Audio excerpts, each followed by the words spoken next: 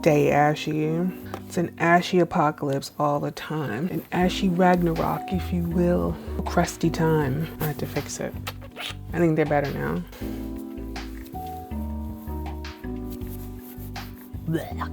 All right, hot girls. We've commenced for another meeting. I like the start of that. What hot girls do and do not. How hot girls should commence themselves in this world, especially if you're a spiritual hot girl. I really love the sound of that. And one of the things that I want to get into today is that hot girls do not fall for a Marxist propaganda. Hot girls do not submit to cultural Marxism.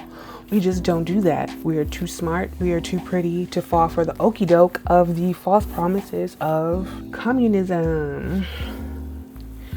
That's what we're gonna get into today. Me and you are gonna sit down. If you had any burning questions about Marxism or communism or socialism for that matter, I don't have all the answers. We're gonna do some makeup. We're gonna go over the Communist Manifesto because I read it. I have some thoughts. We're gonna point out those glaring delusional flaws that is in the manifesto and why a hot girl like you shouldn't even want to be bothered with an ideology that is in and of itself completely destructive. Oh, let me introduce myself. Hi, my name's Ash and welcome to my little weird space on the internet where I use beauty and spirituality to help you become your best hot girl self. Come on, let's get pretty. Come on, let's talk shit about commies. All right, so let's just do a little bit of preliminary work to get yourself acquainted with the Communist Manifesto. If you have not read it, I will link it down below, along with 2 other videos that I drew inspiration from. Actually 3. I want to shout out 3 videos that I drew inspiration from so you can see where I got the information from. So who wrote the Communist Manifesto? Karl Marx and Friedrich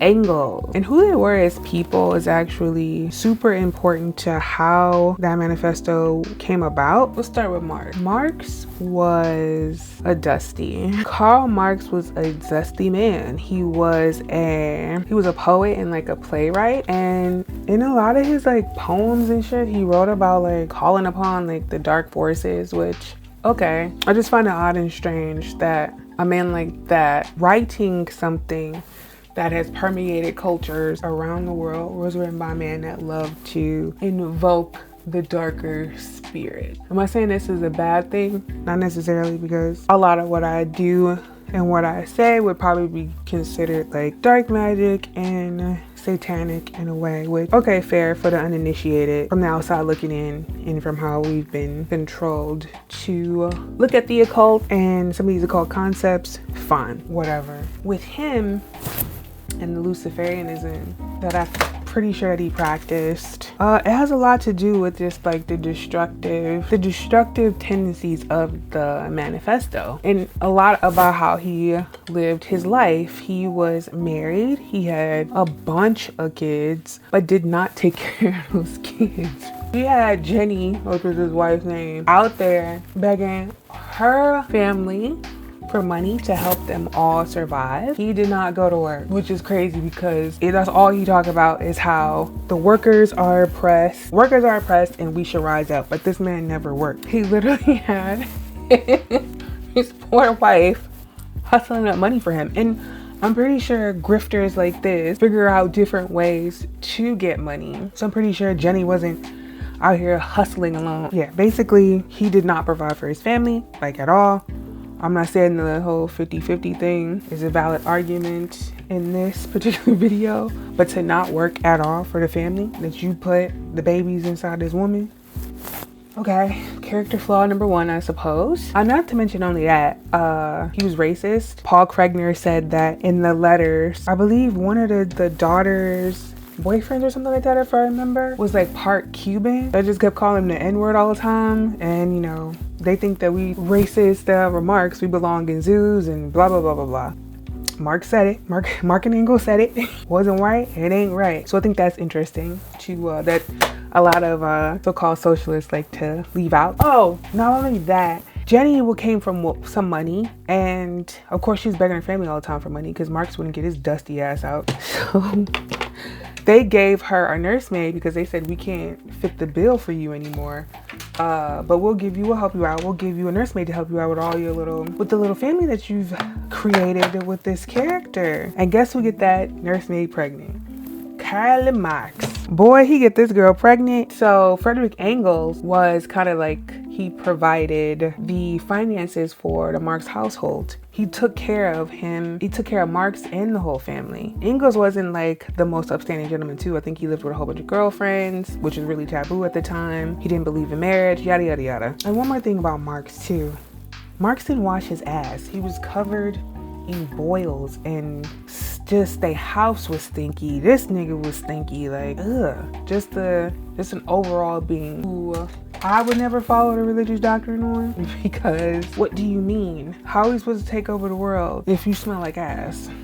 You know, the current day Marxists believe in the sham. They don't really know what they're talking about. And if you are here and you want to learn a little bit more about why Marxism really wouldn't work, then you'll learn a little bit about who the writers of this manifesto was. Okay, so now we're going to go into the Communist Manifesto, which was written in 1848 or something like that. I don't know. I'll put it up on the screen. Written, then translated into a lot of different languages. There's been a lot of countries who have adapted this manifesto. I have not seen a situation where communism at its most, bare bones works. But yeah, we see it now in our everyday culture. I was fooled by the promises of communism and not even knowing it. I think being in the woke community at one point, cultural Marxism and the Black Power movement, which was trying to find its roots more into more communistic concepts and not even knowing. You just think, oh, workers of the world unite and we are somehow oppressed. And then you start seeing those similarities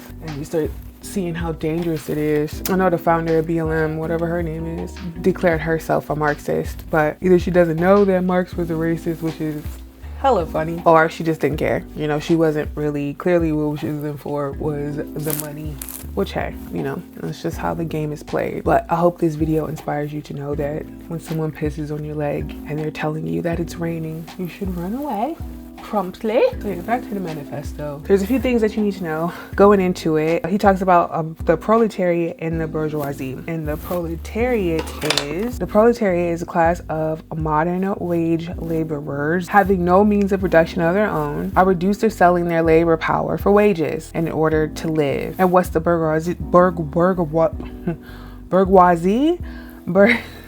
Bourgeoisie is meant about the class of modern capitalists, owners of the means of social production, and employers of wage laborers. Okay, so he's establishing that the way you're a bourgeoisie is that you're the one earning and providing the job. So he's already establishing that there's good versus bad, and that if you're up here and you own the companies and you're the employer of the proletariat, you're the bourgeoisie. It has nothing to do with royalty. It just, if you own something, if you own anything, you are the bourgeoisie. If you're the person that's the CEO of those modern companies, which another thing for context, obviously it was written in 1848. So I would beg to differ that whatever they went through in 1848 is not what we're going through today. We have things so much easier. Clearly, yeah, basically things ain't like they was, which is another context of why I think this manifesto just crumbles on top of itself if you think about it too much. He's already establishing that here's the good guys are the wage laborers, the proletariats, and the bad guys, the bourgeoisie. And literally, if you own your own business, you are the enemy.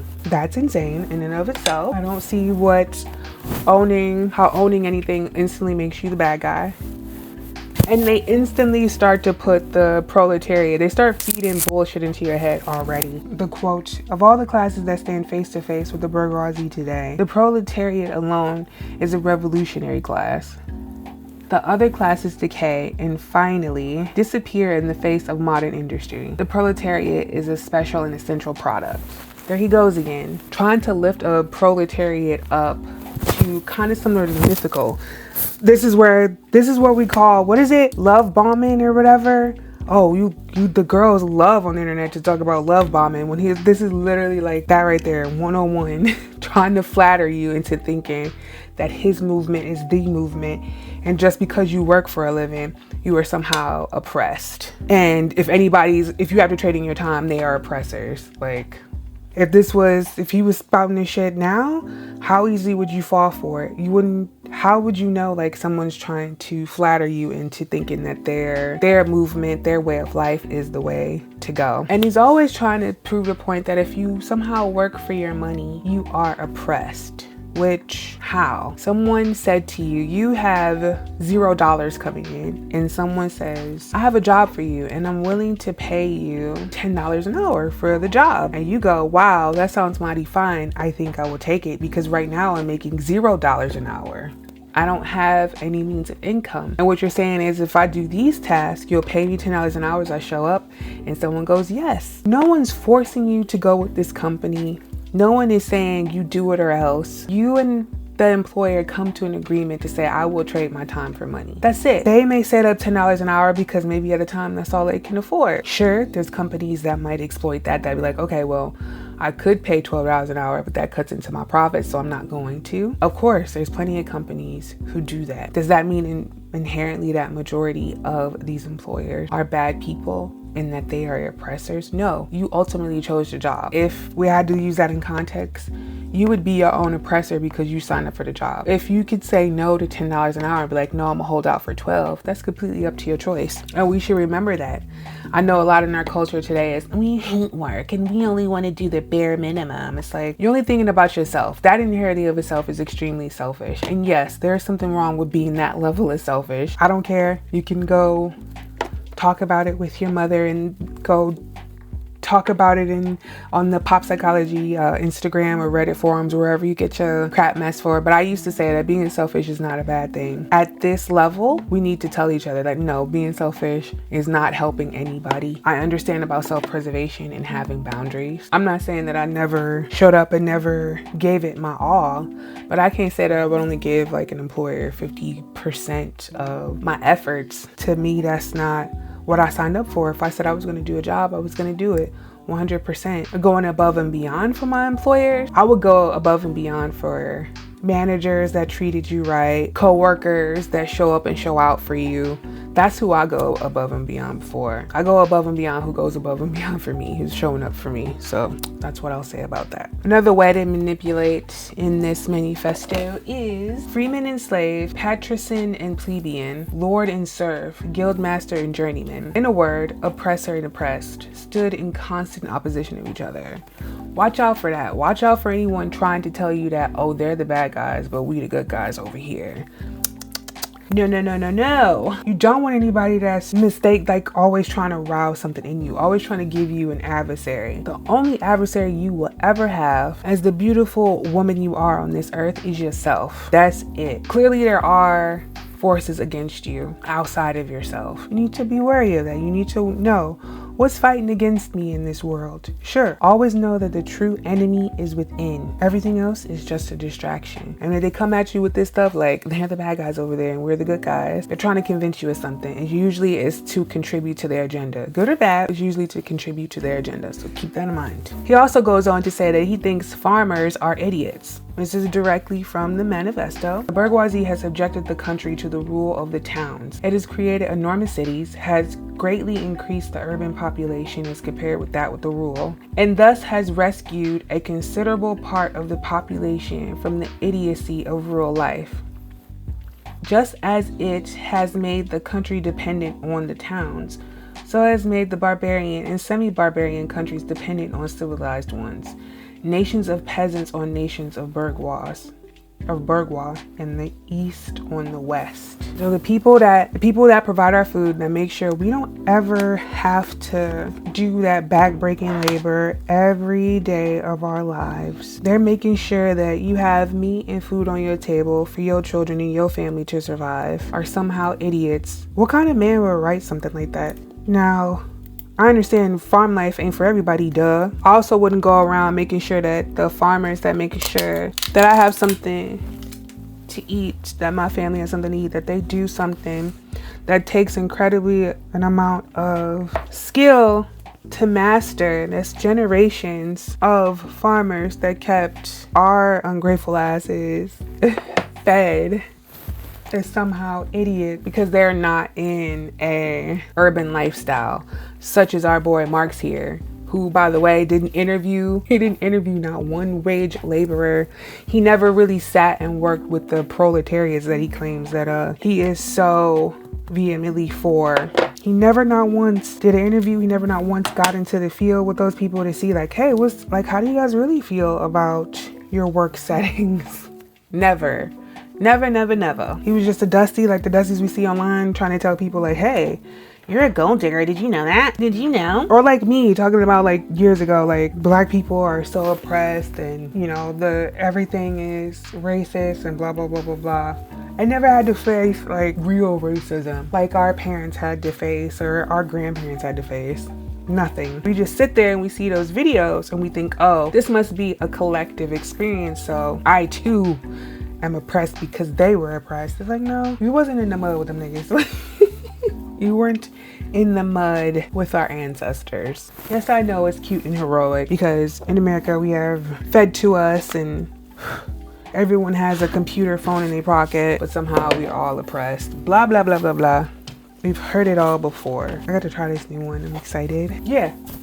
He never sat down with a real proletariat and asked like, hey, what's going on with your life? How do you really feel about this? He just sat there and bled everybody around him dry. Didn't go to work, didn't wash his ass for the sake of his own little delusion so he can continue writing his plays. Sure, we want a man like that having those principles leading our youth. Absolutely. Or leading your own life. You don't even got to be young. If you think that communism is great, I suggest you look at it again. Okay, so another issue that I find with the manifesto is that they have this weird obsession with abolishing everything. I don't know what that, I mean, I know what it means, literally. In it, I think they say like the abolition of all things. Like they don't want nothing to exist. The abolition of family, all societal conditions, I think is what it said. I'll insert it right here. The abolition of all societal conditions. What? What do you mean? What is that, anarchy in disguise? I don't understand. So does that mean their own societal conditions, since they think they have all the answers, you know? Since they think that people own businesses is somehow, or capitalists as somehow the enemy? Does that mean all of their ideals and how they want life to be? Does that mean all of their shit gets to go? I'm confusion. Oop. I didn't clean that off very well. Fucky ducky. I need to wash my brushes. Story of my life. But yeah, the abolition of all things. Just completely destructive, if you ask me. Yeah, they don't want you to own private property. Everything must go. If you own private property, you are the enemy, because owning private property means that you're a capitalist. You're the bourgeoisie. I'll read it to you. What it says in the manifesto. The proletarian is without property. His relation to his wife and children has no longer anything in common with the bourgeoisie family relations. Modern industry labor, modern subjection to capital, the same in England as in France, in America as in Germany, has stripped him of every trace of national character. Law, morality, religion are to him so many bourgeoisie prejudices, behind which lurk in ambush just as many bourgeoisie interests. All the preceding classes that got the upper hand sought to fortify their already acquired status by subjecting society at large to the conditions of appropriation. The proletarians cannot become masters of their productive forces of society, except by abolishing their own previous mode of appropriation, and therefore also every other previous mode of appropriation. They have nothing of their own to secure and fortify. The mission is to destroy all previous securities for and insurances of individual property. Now, how is that supposed to work? How is it supposed to work if all the property gone? Who's gonna own the property? Is it the proletariat? Who's owning this property? That's my question. If you don't own anything, someone's going to own it because they see the value in ownership. And he's saying, well, I don't see the value in ownership because it means that I have become my enemy by owning anything. When it's relating to the manifesto, I could see why you would want to get rid of the property, because somehow owning property makes you a bad person. Okay. But now you have to think, who's going to own the property? To me, the most logical thing in this instance would be the proletariats, right? Because now let's just say they get their whole delusion of everything has been destroyed. The proletariats have won now, because now we've taken down the bourgeoisie. We live in this perfect little utopia of nothingness. So now what do? All throughout human history, we've seen that people love leaders and people love owning shit and hoarding it to themselves. So what made you think that the proletariat was any bit different than that? And especially after another thing they love in this one is forcibly taking everything. So they love violence. They love being violent. They want to forcibly take away everything from you. Man, like I said, if you just thought about it for 2 minutes after reading it, you would go, this doesn't make any sense. As a young person, if you're just impressionable and you have a lot of angst still, and you start seeing you start seeing just how unfair things around you are.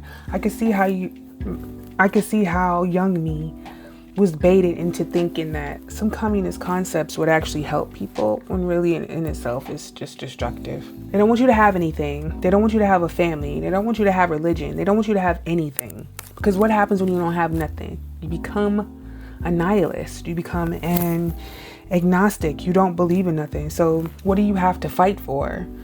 Goofy stuff like forcibly taking things from other people and not owning anything, and getting a girl pregnant with 10 or 15 babies and then wondering how someone else is going to take care of her. That's what you do, Everything that we say we don't want men to be, this man was. And we somehow want to adopt his, or somehow we're being duped into thinking that his ideals were a perfected society somewhere. It is not. Do not fall for that. You're too hot to fall for that. I feel like a YouTuber. My focus is going in and out. Today, guys. Okay.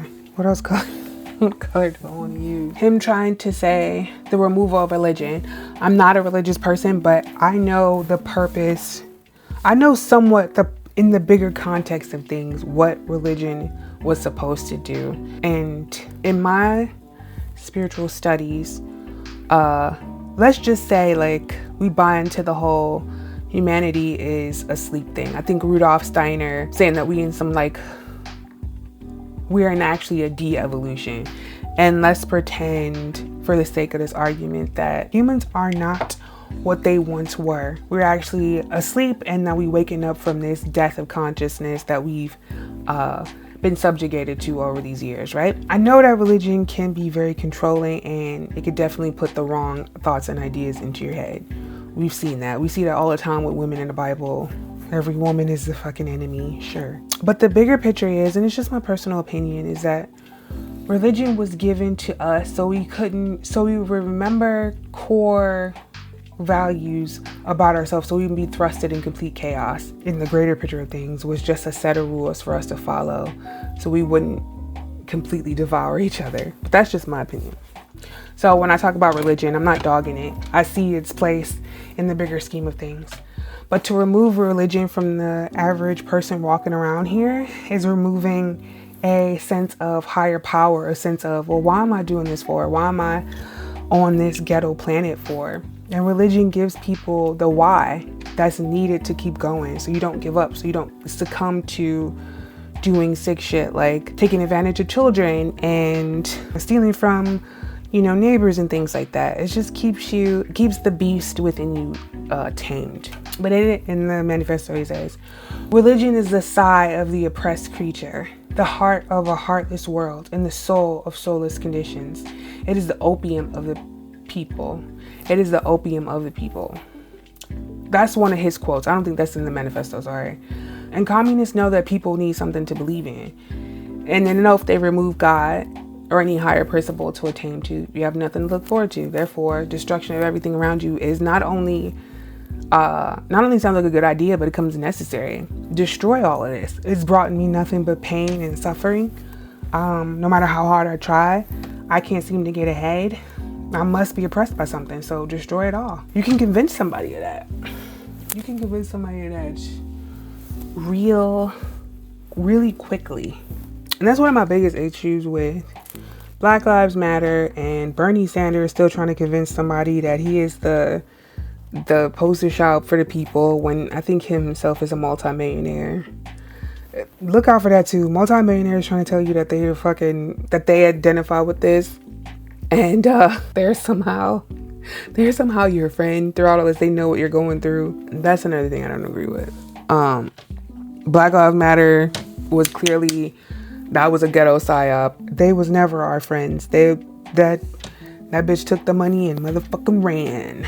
Because she's a communist, of course. That's what they do. That's what Marx did. She's just following her fucking fearless leader. And now who else has to pay for it? All those people were suffering in Chicago. All those people were suffering all around our country. Never saw a dime from that. Not even just being oppressor and oppressed, but the starving kids that have nothing to eat. Never saw anything from that. I find that very interesting. Yeah, that's why I don't think you should trust those people that have these ideals and they either know what they're talking about and they know how to exploit your resources from you and your attention from you, or maybe they just completely under ignorance like we all were at one point about what these anti-American, anti-capitalist, anti-owning anything. Yeah, so watch out for that. Keep seeing these Moira things. Boy, what? More, there we go. Moira. I wish I ever did this with, like, I'm gonna have to finish this look. Cause that's not looking good. Is it? It's not looking great. No, we're just playing around. You know, I don't have to take this too seriously. It's fucking, what time is it? 9 o'clock at night. I'm about to wash this shit off and take my ass to bed. But these is, I'm gonna deepen this up a little bit. What's crazy about the Nikki LaRose brushes, but I'm using them yet. Anybody else had that? When they buy something new, but then they're like, I don't want to freaking ruin it by using it. I'm that person. That's not good. I think I might have fucked it up. Oh no. That's what I get for thinking I'm a makeup artist. Oh well, the show must go on. Of course. Of course they did that. Alright, I'm back. Polish is done. Okay, so basically what I've gathered from the Communist Manifesto is that it's like a pimp trying to get the prostitute to, join his stable. Or I've seen this a lot. Some people just try to fast talk you. And you can say all these big freaking words and people just kind of want you to get to the point of what you're saying. That's what I felt the manifesto was. It was just one big word salad about how if you got to go to work, you are oppressed. If you want to contribute to society in a meaningful way, or to your family and to your friends and to the community around you, you are somehow oppressed, and the people that gave you the job is the oppressor. Sounds like a big con job to me. I haven't been on this earth very long, but I've been on this earth long enough to know, hey, it's a little manipulation going on, That's all it is. Marx was really intelligent. He was probably a sociopath. His inherent destruction of just clearly shows that he is a textbook either sociopath or psychopath. Not to mention that he writes this from a place of resentment. If you can write something from that place, you're probably not in the right state of mind, because what you're gonna do is just breed more resentment in other people. You want other people to be mad with you so you can justify your own anger towards society. I know in Luciferianism and Satanism, we tend to think that it's just for evil a sake of being evil, when in reality, I don't think that certain people get to go where we go after they die. So all they have is earth. And if all you have is earth, what would be the point of having any morals, period? What would be the point of you having any morals? What would be the point of you not, harming a child or harming someone else in your community around you? Because it doesn't mean anything anyway, right? If we had to go by the spiritual reasoning that the 3D or earth is an illusion, what's the point of you trying to be a good person? There would be none. I don't believe they go where we go, they know that they're stuck here. They know they don't have that particular light that a lot of us come here with. So what's the next best thing for them? To try to exploit it. It doesn't matter. Do as thou wilt. They only read you half of that part, right? They never read about what Crawley had said beforehand. He said, do as thou wilt, that is the whole of the law. But love is the law. And doing half the shit that this man did was not founded on love. It was just founded on pure destruction. It was destruction for destruction's sake. All you left is with the rubble of what you destroyed, which is nothing. Just dust and ash. That's what those people want. But it's not what those people want. They just want to manipulate people. Like when he said that the proletariat was a product earlier, that let me know everything I had to know. A product to be used for what? If a man thinks of you as a product, he's probably going to use you to sell something off. To sell something, or he thinks of you as a commodity or maybe a pawn in his game. He's telling you everything that you need to know in the manifesto. That's the stuff you sign up for. You know, the destruction of everything. You know, that's something that's up to your alley and go right ahead. But if you don't know what you're getting yourself into, and that's not something that you don't really want, you know, we're gonna look a little further. Dig a little deeper.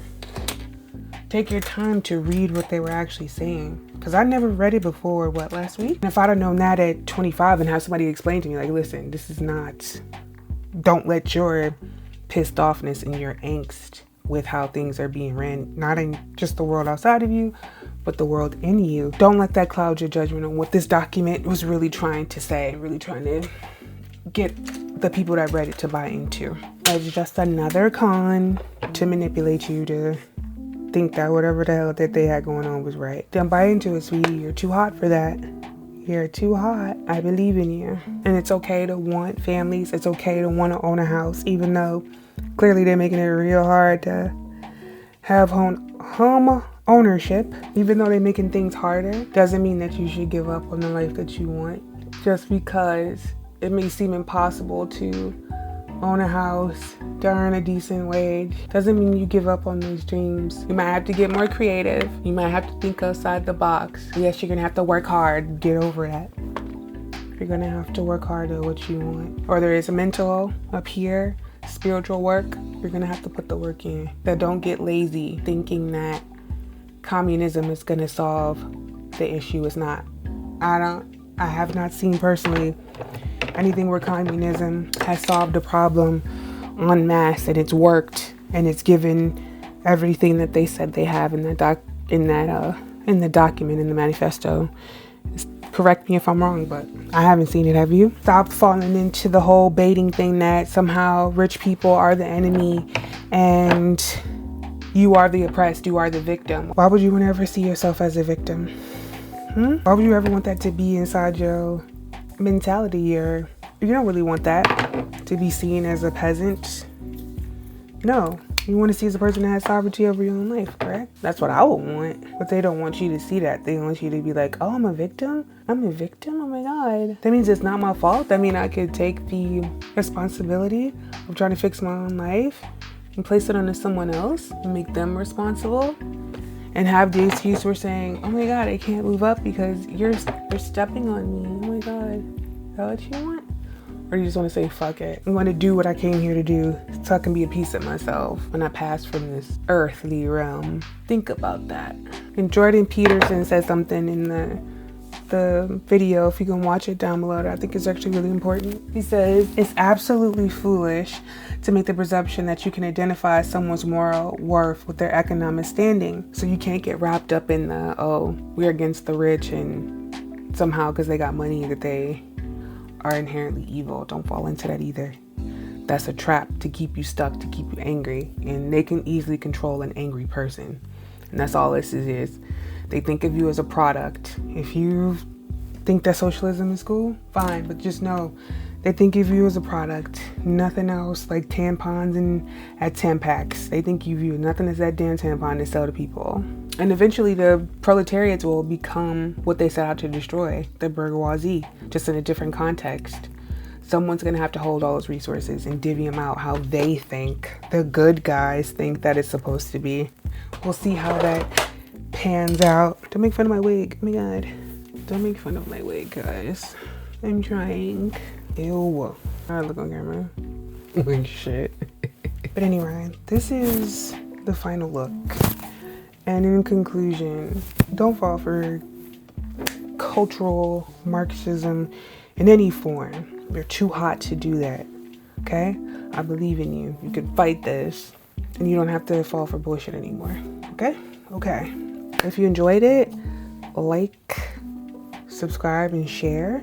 If you disagree with me, I'd love to hear why. If you're a communist, let me know. Let me know why I'm wrong. I'd love to hear it.